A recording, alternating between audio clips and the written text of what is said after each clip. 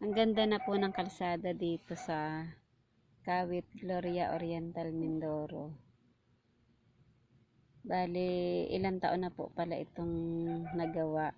Kaya lang po ay madalang po kasi akong umuwi dito.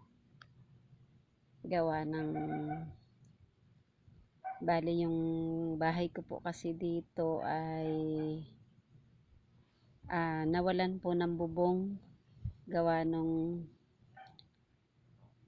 bagyong Yolanda po. Ayan, na ano siya, natanggal po ang bubong, kaya bali matagal-tagal din po na ipaayos. At alam niya naman, budget lagi ang kailangan. Balik po tayo dito sa kalsada.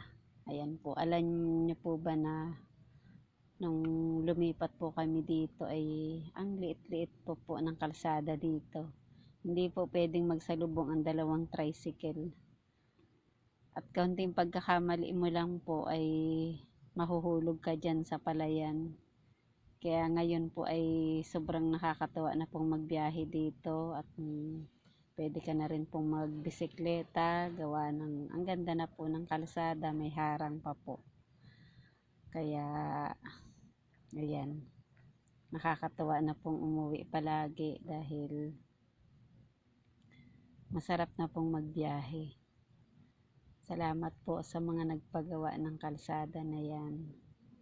Sa amin pong LGU ng Gloria at sa aming barangay captain, maraming salamat po sa pagpapaayos ng kalsada.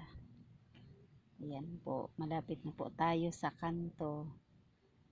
Bali, highway na po ang kalalabasan niyan.